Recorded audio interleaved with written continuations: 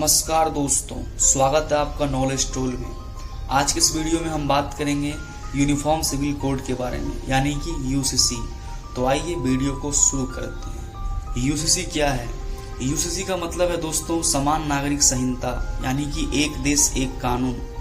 Uniform civil code एक सामाजिक मामलों से संबंधित कानून होता है जो सभी पंथ के लोगों के लिए विवाह, तलाक, भरण पोषण, विरासत और बच्चा गोद लेने में समान रूप से लागू होता है। लेकिन भारत में शादी, तलाक, उत्तराधिकारी और गोद लेने के मामलों में भारत में विभिन्न समुदायों में उनके धर्म, आस्था और विश्वास के आधार पर अलग अलग कानून हैं।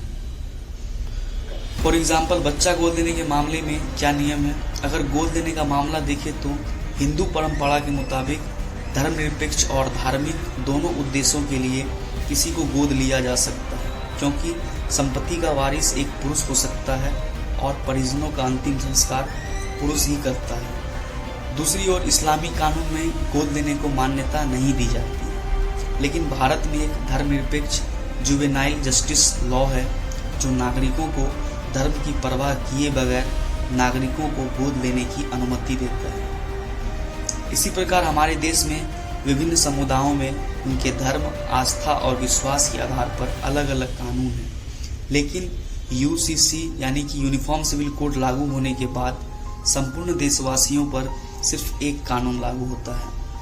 हालांकि देश की आज़ादी के बाद से समान नागरिक संहिता या यूनिफॉर्म सिविल कोड की मांग चलती रही है। इसके तहत इकलौता कानून होगा जिसमें किसी धर्म, लिंग और लैंगिक झुकाव की परवाह नहीं की जाएगी। यहाँ तक कि संविधान कहता है कि राष्ट्र को अपने नागरिकों को ऐसे कानून मुहैया कराने के प्रयास करने चाहिए। और दोस्तों, आर्टिकल 44 में कहा गया है कि सभी नागरिकों के लिए समान नागरिक संहिता लागू करना सरकार का दायित्व है।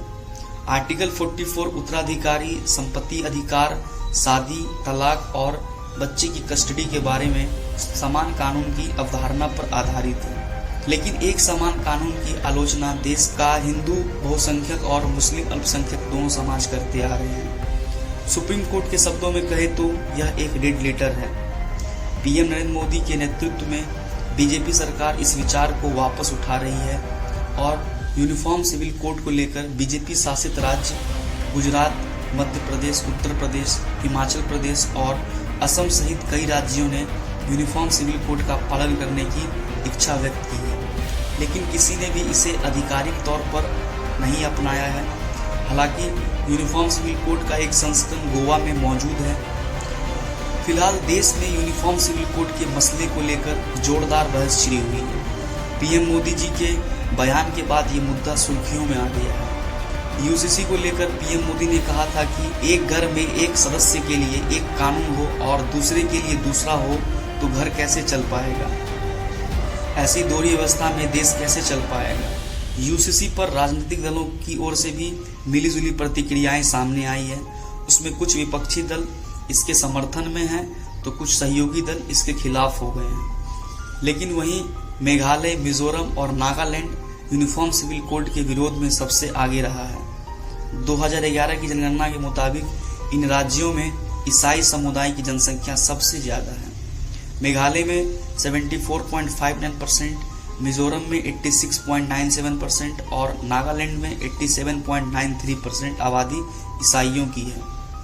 नागालैंड के अलग अलग संगठनों ने ये धमकी दी है कि Nagaland transparency, public rights advocacy और डायरेक्ट एक्शन ऑर्गेनाइजेशन जैसे संगठन समान नागरिक संहिता का विरोध कर रहा है। उन्होंने कहा है कि यूनिफॉर्म सिविल कोड को लागू करना राज्य के विशेष अधिकारों का उल्लंघन होगा। नागालैंड को संविधान से विशेष अधिकार प्राप्त है। संगठनों का कहना है कि यूसीसी लागू करने से नागा लोगों के अपने रीति रिवाज और परंपराएं बाधित होगी। इसके बाद एनडीए के दो नेता और एनपीपी, टीएमसी, जेडीयू, आप और भी कई पार्टी हैं जो इनका विरोध कर रहा है। यूनिफॉर्म सिविल कोड को लेकर कांग्रेस और आरजेडी का भी बयान सामने आया है। उनका कहना है कि समान नागरिक संहिता ना तो आवश्यक है और ना ही अनावश्यक। पार्टी ने आरोप लगाया है कि विधि आयोग का यूसीसी पर नए सिरे से जनता की राय लेने का प्रयास मोदी सरकार की जल्दबाजी को दर्शाता है। कांग्रेस महासचिव जयराम रमेश ने कहा कि बीजेपी सरकार अपनी विफलताओं पर से ध्यान भटकाने और ध्रुवीकरण के एजेंडे को जारी रखने के लिए ये सब कर रही है। फिलहाल भारत में देश की विविध धार्मिक जनसंख्यांकी के कारण यूसीसी का ना तो मसौदा तैयार किया गया है और ना ही इसे लागू किया गया है। कहीं ना कहीं आपके मन में ये जरूर चल रहा होगा कि यूसीसी अच्छा है या बुरा। तो दोस्तों, यूसीसी वैसे भी कोई बुरा विचार नहीं है, लेकिन भारत जैसे बहुराष्ट्रीय और बहुधार्मिक राष्ट्र में यह सर्वोत्तम उपलब्ध विकल्प नहीं हो सकता है। यूनिफॉर्म सिविल कोड को काम करने के लिए इसे धार्मिक और सांस्कृतिक समुदायों के भीतर लैंगिक न्याय संगत कानून प्राप्त करने की दिशा में निर्देशित किया जाना चाहिए, जो एक प्रकार से अंदर से सुधार के विचार को प्रेरित करता है। यूनिफॉर्म सिविल कोड पर आपका क्या विचार है दोस्तों, कमेंट में जरूर बताइएगा। आप सभी का बहुत बहुत धन्यवाद।